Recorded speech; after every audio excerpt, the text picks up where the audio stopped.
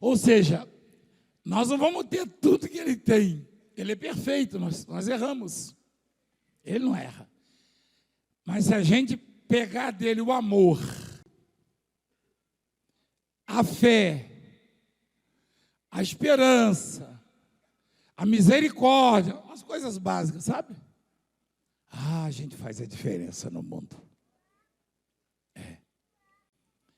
Então, nascido de Deus, guarda isso com você. Quando você estiver errando,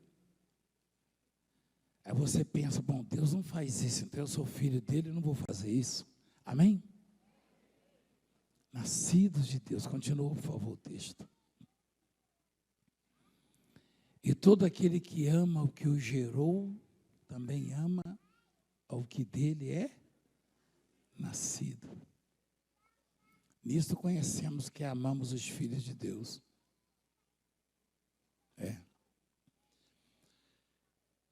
Eventualmente, eu vejo filhos de Deus brigando,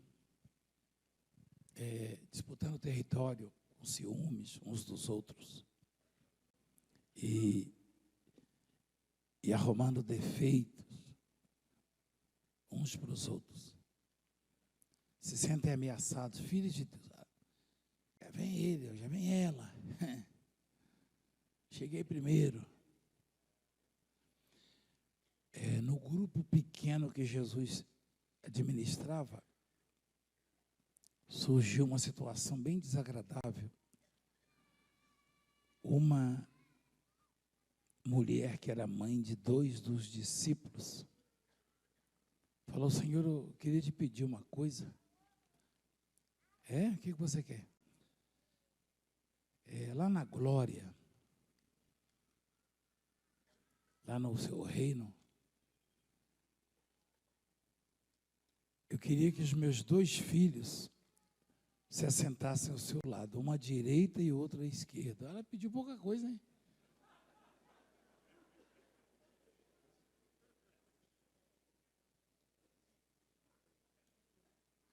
Jesus é muito paciente. Uma vez eu recebi um telefonema de um bispo da igreja, dizendo que estava chateado porque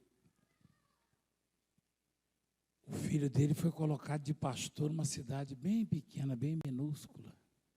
Assim, acho que tinha uns 10 mil habitantes, ou 15, sei lá. Aí eu falei para o bispo assim: vem cá, você está sugerindo que essa cidade se perca, vá todo mundo para o inferno? Que não seja evangelizada? Não é isso não. Mas o meu filho, eu falei: então você está sugerindo que o seu filho é melhor do que um outro que eu possa escolher e mandar para lá? Eu falei: agora eu não sei responder. Eu falei: vem cá, quer dizer que não pode ser o seu filho, né? Tem que ser o filho do outro bispo, ou um bispo. Mas por quê? Por que esse ou aquele não pode ir para ali? Não tem que salvar aquele povo, não tem que... Aí eu falei para ele: deixa eu dar um exemplo para você de alguém muito grande, que tinha muitas cidades extraordinárias para visitar, com multidões, e toda vez que adentrava uma delas, como Jerusalém, as pessoas botavam tapetes e as multidões se afluíam. Você deve conhecer ele é pastor. É pastor? Não, continua, eu quero aprender, ele falou. Ele é inteligente, esse moço. Eu falei: então, esse pastor, ele era muito querido, ele entrava nas cidades grandes, era um alvoroço, mas às vezes era achado à beira de um poço, evangelizando uma mulher, ou num vilarejo, pregando para uma pessoa só aos pés dele, ou em algum outro lugar, conversando com um ex-endemoniado, que se trajava naquele momento ali direitinho, porque ele tinha libertado ele. E assim foi a vida dele, o ministério dele. Ele mandava os discípulos no mercado comprar comida. Aí ele sabia que tinha uma pessoa aflita, tirando água lá, pensando em se jogar dentro do poço. Ele aparecia. Me dá um pouquinho de água aí, filha. Mas o senhor é judeu, você não pode falar comigo. Eu conheço. Judeu, barbudo, com aquela roupa, tá? Se você soubesse quem sou eu, você quem estaria pedindo, eu te daria água viva. Uma pessoa só. Mas o seu filho não pode pregar para 10 mil, para 15 mil. Aí ganha a cidade. Ele falou, é difícil, né? Eu falei, é difícil. É difícil. É porque a Bíblia dá todos os argumentos para a gente. Né? Então, desculpa a igreja estar assim, tão lentamente ensinando, mas o ensinamento ele é maior do que a pregação. Mas a fé vem pelo ouvir a pregação. Vem, mas mesmo a fé ela pode cessar, mas o conhecimento nunca se apaga. Eu aprendi a andar de bicicleta, igreja, quando eu era menino, 5 anos de idade, 6 anos. Aí, muitos anos, décadas depois, subi na bicicleta e saí. Alguém até filmou. Conhecimento. Entendeu? Eu já vi gente com muita fé ontem que hoje está sem fé. Embora a fé venha pelo ouvir a pregação. Mas o conhecimento, ele enriquece a sua vida. Enriqueceu o Salomão, não foi? Eu gosto de ensinar. Mas e a fé? A fé eu acrescento em você, mostrando o paralítico, o leproso, o morto ressuscitando, o miserável prosperando. Então, basicamente, para combater um mundo corrupto e corruptor, incrédulo, malvado, tenebroso, eu tenho que ser nascido de Deus, senão eu não vou aguentar, não vou resistir. E para ser nascido de Deus, eu tenho que procurar ao máximo fazer o que Deus faz e gostar como Deus gosta e me portar como Deus se porta. Então, continuando, filho, para resumir aqui. Isto conhecemos que amamos o Filho de Deus quando amamos a Deus e praticamos seus mandamentos. Porque este é o amor de Deus, que guardemos os seus mandamentos. Ora, os seus mandamentos não são penosos, ou seja, não são impossíveis de serem guardados. Porque ali está escrito todo, mesmo igreja eu estou enxergando pouco por causa da... Eu estou meio cansado. Todo? Ou metade? Todo que é nascido de Deus vence o mundo. O mundo já fez você chorar. É que o mundo, como eu disse para você, é aquilo que te afasta de Deus. Eu não vou poder me justificar diante de Deus, eu me afastei por causa desse, por causa daquela, por causa daquele, por causa daquilo, não. Porque todo o que é nascido de Deus vence o mundo. Isso é a Bíblia que está dizendo, não tem como mudar.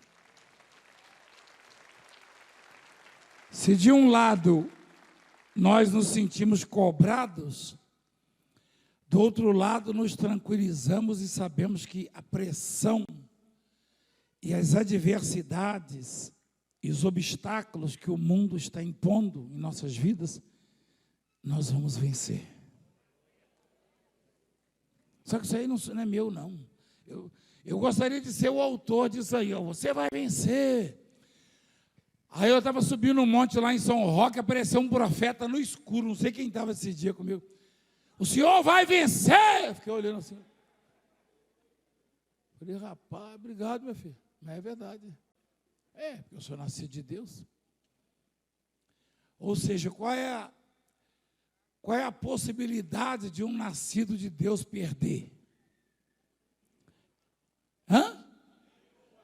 Nenhuma. Só que não é meu também isso não, igreja, porque está escrito ali, todo que é nascido de Deus vence. A palavra vencer sugere alguma coisa? Não, vencer já é a vitória, filho. Sugere a luta. Luta. Vencer. Lutar. Tem jeito de vencer sem lutar. Tem gente que se gaba tanto de vitória e quando vem a luta fica reclamando. Eu sou um desses. Peraí. Quem é que gosta de vitória? Eu também, mas eu não gosto de luta. Está errado, rapaz. Você sabe que uma palavra depende da outra? A vitória, ela só pode vir da luta. Você sabia disso? Quem sabia? Todo mundo fala em vitória. É vitória. Fulano venceu. Só os torcedores do Bahia que não falam, eles falam triunfo. Você sabia disso? É a rivalidade, eles falam triunfo lá na Bahia, o jogador do Bahia dando entrevista. Não, porque nós tivemos um triunfo, só para não falar o nome do time adversário. Até a Bispo sabe disso, né? Como é que pode? Nem devia, não, aí. Eu só for jogador do Bahia, que eu falo, nós vencemos, é vitória mesmo. Mas não pode, é triunfo. Mas triunfo quer dizer vitória, você sabe, né?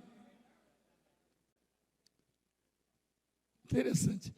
Mas é o seguinte, eu não gosto de luta. Ninguém gosta. Mas eu gosto de vitória. Então está errado. Está errado. Como é que eu vou ter vitórias se eu não tiver as lutas? Não é verdade? Você entende o que eu estou falando? Apóstolo, mas eu estou numa luta tão grande. A proporção da vitória, o tamanho da vitória é compatível com o tamanho da luta. Se a vitória é grande, se a luta é grande, a vitória é extraordinária. Peraí, só corrigindo, uma grande luta traz uma vitória maior ainda, senão não venceria, né? É ou não é? Se a luta atinge 49, no mínimo a vitória atinge 50.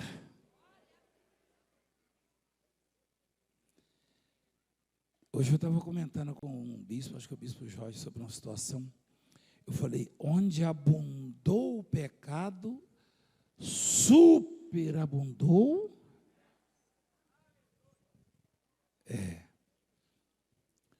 Ou seja, o que sofreu por causa de um problema vai se alegrar por causa de muitas vitórias, muitas conquistas.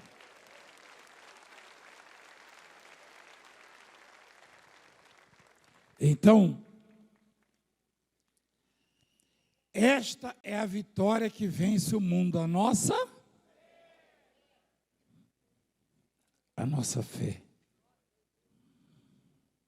Quem é que vence o mundo, senão aquele que crê ser Jesus, o Filho de Deus?